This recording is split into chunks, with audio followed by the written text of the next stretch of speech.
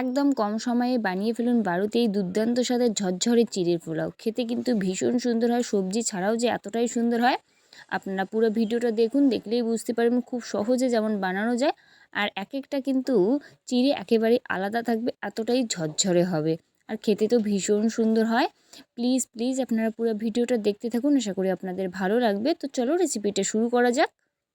বানানোর জন্য এই জায়গায় আছে কিন্তু চিড়ে, এই চিড়েটা একটু কিন্তু শক্ত, ওই রকম চিড়েই কিন্তু নিতে লাগবে। আর কাছ থেকে দেখাচ্ছি চিড়েটা যেন ঠিক এরকম হয়, এর থেকে যেটা পাতলা চিড়ে সেটা কিন্তু পোলাওর জন্য ভালো হবে না।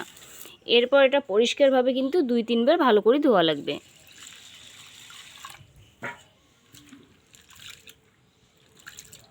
যাতে এর মধ্যে যত বালু নোংরা আছে সেটা যেন বেরিয়ে যায়। তাই অবশ্যই কিন্তু এটা ভালোভাবে ধোয়া লাগবে।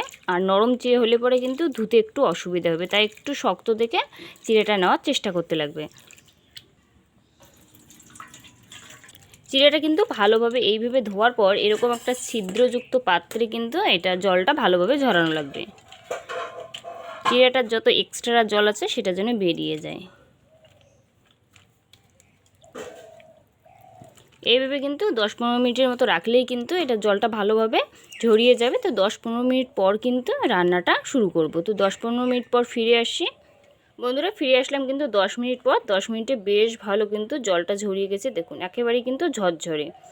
এই টাইমে এই জায়গায় মেশাবো হলুদ গুঁড়া, একেবারে সামান্য পরিমাণ একটু। এরপর এই জায়গাতে স্বাদ মতো একটু নুন মিশিয়ে নেব, আর হচ্ছে মিষ্টির জন্য একটু চিনি। একটু মিষ্টি মিষ্টি হলে খেতে ভালোই লাগবে, তো সেই জন্য কিন্তু 1.5 চামচের মতো দিয়ে দিলাম চিনি। এটা ভালোভাবে একটু মিশিয়ে নিতে লাগবে, যাতে হলুদটা যেন ভালোভাবে চিড়ের গায়ে লাগে। তো ভালোভাবে একটু মিশিয়ে নেব। বাস আমার মেশানো কিন্তু একেবারেই কমপ্লিট। এরপর কড়াই ভালোভাবে গরম হলে পরে এতে দিয়ে দেব 1 চামচের মতো রিফাইন অয়েল, আর 1 চামচ দিয়ে দেব ঘি।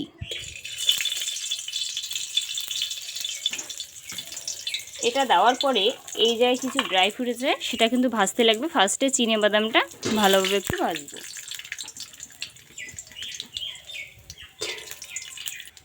চিনে বাদামটা 1 মিনিট আগে দেওয়ার পরে এই জায়গায় দিয়ে দেব নারকেল কুচি করা, সেটা। তার সাথে এই জায়গায় আছে হচ্ছে কিশমিশ আছে, কাজু আছে আর আমন্ড আছে, সেটাও কিন্তু ভালোভাবে ভাজবো। তো একসাথে ভাজলেই কিন্তু এটা সুবিধা হবে, তাই সবগুলো দিয়ে দিলাম একসাথে। 3-4 মিনিটের মতো এটা ভালোভাবে কিন্তু নাড়িয়ে দেব। কিশমিশটা যখন এইভাবে ফুলবে, আঙুল ফলের মতো হবে, তার মানে বুঝতেই পারবে এটা ভাজা কিন্তু কমপ্লিট। এটা এবার নামিয়ে নেব।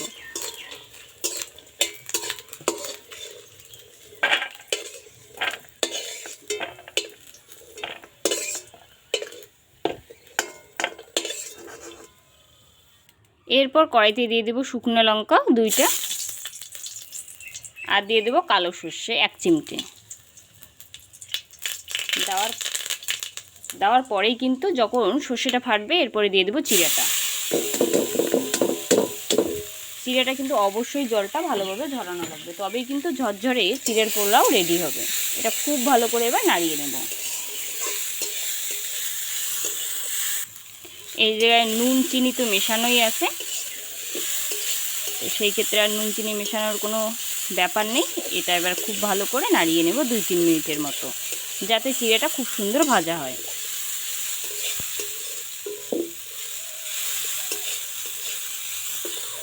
এটা 2-3 মিনিটের মতো ভালোভাবে নাড়িয়ে নেওয়ার পর যত ভাজা ড্রাই ফ্রুট আছে এই টাইমে কিন্তু দিয়ে দেব।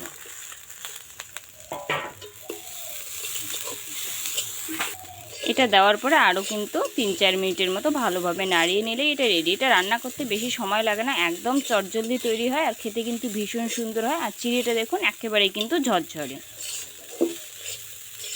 একটার সাথে কিন্তু একটা গায়ে গায়ে একেবারেই লাগেনি, একেবারেই আলাদা আলাদাই আছে। আর কতটা ঝরঝরে দেখুন,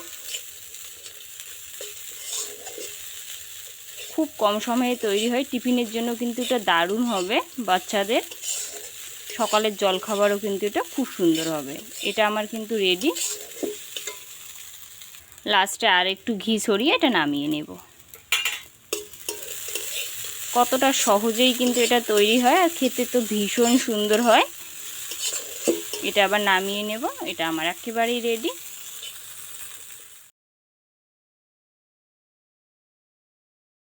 থালার মধ্যে নামিয়ে নিলাম আর দেখুন কতটা ঝরঝরে। এটা দেখতে যতটা লোভনীয় খেতেও হয় ভীষণ সুন্দর। চামচ দিয়ে দেখাচ্ছি দেখুন কতটা ঝরঝরে।